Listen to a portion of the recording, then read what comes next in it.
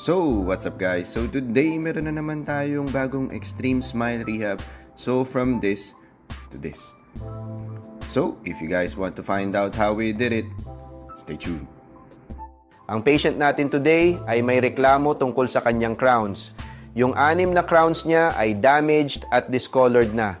Ayaw niyang magpa-extract ng ngipin. To save his original teeth, ginawa namin ang root canal treatment at naglagay kami ng dowel posts para mas maging matibay ang foundation ng ngipin. We used the oral scan and face scan for smile design to make a new set of crowns. While waiting for his final crowns, gumawa kami ng temporary crowns para hindi siya uuwi ng walang ngipin. After that, we designed 7 units of 3D printed crowns to replace the old ones. Natapos namin ang case niya in just 4 visits.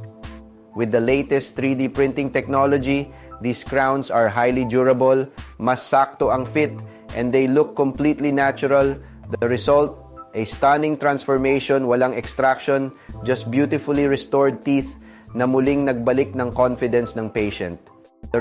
Yung pinaka-last outcome nung crown, I'm really satisfied about it. Thanks, Doc. Para sa mga pasyente na gusto kong makausap, pwede tayong mag-online consultation or actual consultation para malaman nyo kung paano natin gagawin ang inyong smile rehab.